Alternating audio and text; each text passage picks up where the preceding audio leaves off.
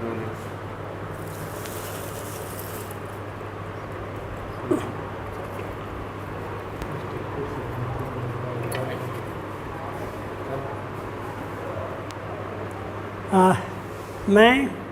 Doctor Virendra Prasad, principal, Scope training and private consulting limited, Beldari Chak, Patna से अपने lab में LN2 कंटेनर के बारे में जानकारी दे रहा हूँ। आज मैं LN2 कंटेनर के बनावट के बारे में, संरचना के बारे में जानेंगे। ठीक है, ये हमारे सामने एक कंटेनर जैसा दिख रहा है। ये कंटेनर ही है, लेकिन इसको बीच से काट दिया गया है क्योंकि अंदर का स्ट्रक्चर को देख सकें। इसमें दो रहता है, एक अंदर एक बाहर, और दोनों के बीच में जैसे ये है अंदर वाला, देख रहे हैं, इसको भी काट दिया गया है। और इसी के अंदर LN2 रहता है, सीमेंट रहता है, स्ट्रॉ रहता है, कनिस्टर रहता है, सब इसी के अंदर होता है।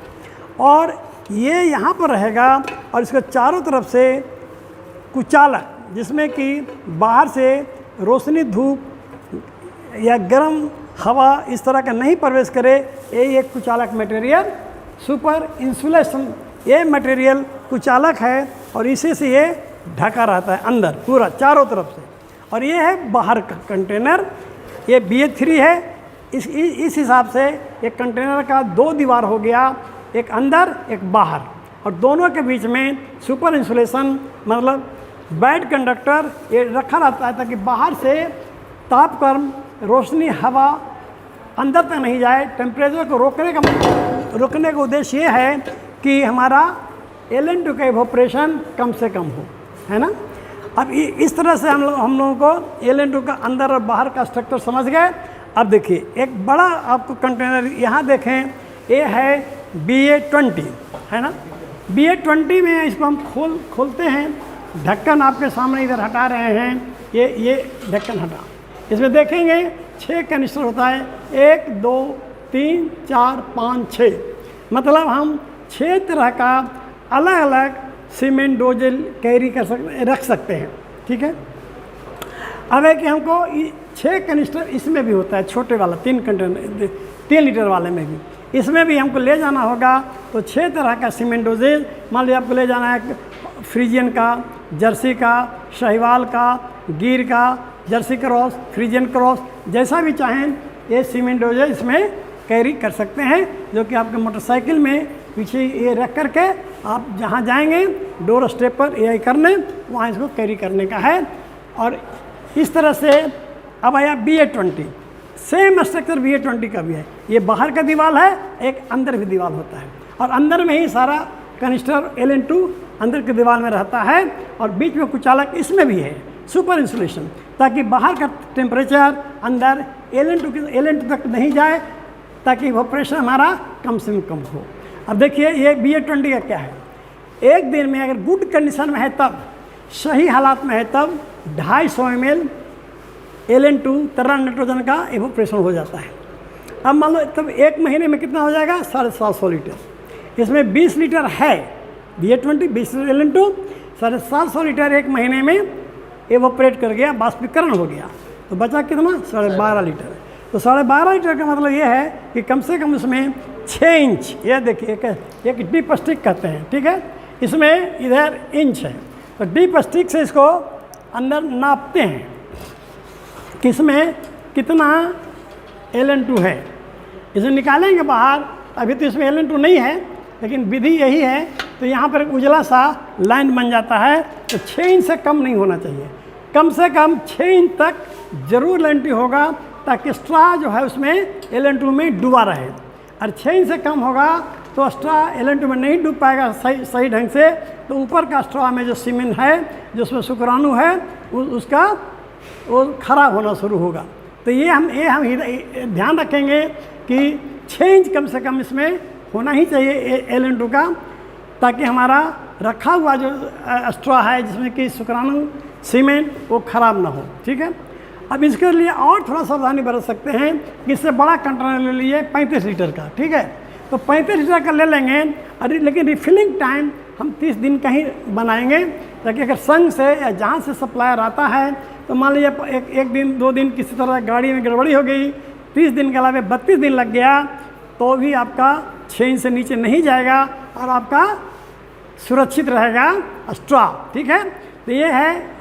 और इसको हैंडल कैसे करेंगे, एक जगह से दूसरी जगह ले जाना है इस कंटेनर को, तो कभी भी इस तरह से लुढ़काएंगे नहीं, ये गलत तरीका ही है। जब भी ले जाना होगा तो इसको 2 आदमी हैंडल पकड़ के ही एक जगह से दूसरी जगह ले जाते हैं। मान लीजिए बाहर में LN2 की गाड़ी आई है, इसमें LN2 भरना है, तो हैंडल पकड़ के ही, ये एक आदमी से नहीं जाने का है तो 2 आदमी हैंडल पकड़ के ही जाएंगे, लुढ़का करके, या इस तरह से नहीं जाएगा, और नहीं तो डैमेज हो जाएगा बाहर की दीवार, और अगर दीवार डैमेज हो जाएगा तो अंदर का इवोपरेशन रेट बढ़ जाएगा। मान लो कि आपको डैमेज हो गया, इवोपरेशन रेट बढ़ के हो गया 500 ml एक दिन का, तो जो 30 दिन में रिफिलिंग कर रहे थे, LN2 भरने जा रहे थे, वो हो जाएगा 15 दिन में, तो डबल खर्चा हो गया LN2 का, है ना। इसलिए इसको सुरक्षित रखना है, और ये सबसे महंगी उपकरण है ना। इसका सबसे महंगी उपकरण है, सबसे नाजुक भी है, और एक बार इवोपरेशन रेट बढ़ गया, इसका दूसरा उपयोग ही नहीं है। LN2 रखने किसी वजह में रखेंगे क्या, रख नहीं सकते हैं। तो एक बार आपकी पूंजी लगेगी, आपकी पूंजी होगी, इसको हिफाजत कर रखना है, और नहीं तो आपका एक लॉस का कारण ये भी बनता है। ठीक है, इस तरह से हम लोग रखने का व्यवस्था होगी।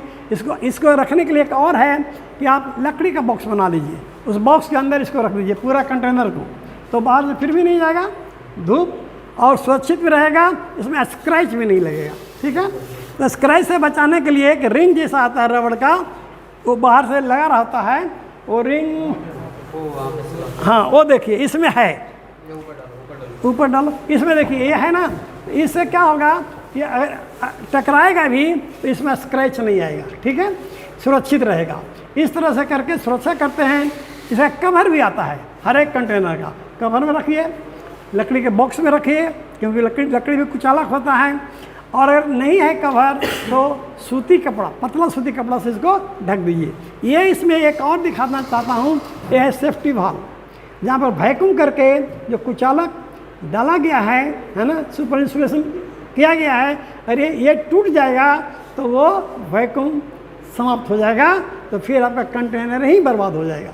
ठीक है, इस पर किसी तरह का दबाव नहीं आना चाहिए, सुरक्षित रखिए। फिर कोई ऐसा कोशिश मत करिए कि हेलमेट टांग देते हैं, उसे रख देते हैं, तो बहुत ही खराब असर आएगा। इस हिसाब से इसको सुरक्षित रखना है। लेकिन जहाँ रखें हवा जानी चाहिए, रोशनी भले ना जाए धूप का, हवा नहीं जाएगा, ये इवोपरेट होते रहता है तो सफोकेशन होगा। और पूरा बंद कर दें चारों तरफ से, खिड़की किमारी दरवाज़ा, और इसको कोने में भी रखते हैं, फिर भी इवोपरेशन तो होगा।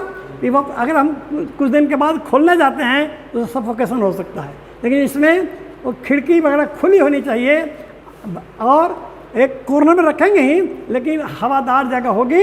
हमेशा इवोपरेशन पूरा बंद नहीं होता है, इवोपरेट हमेशा कुछ ना कुछ होते रहता है, तभी ना गुड कंडीशन में कंटेनर है तो भी 1 महीने में 250 ml इवोपरेट हो जाता है। ठीक है ना, ये सब सावधानी बरतनी है, सफोकेशन से भी बचना है, और काम को अच्छे ढंग से करना है, ताकि आपको अच्छी सफलता मिलेगी। जब आपका स्ट्रॉ सही ढंग से है तो ज़रूर कंजप्शन रेट में बढ़ोतरी होगा। ठीक है, अब समझ गए, इसका बनावट समझ गए, इसका रख रखाव समझ गए कंटेनर का। Thank you.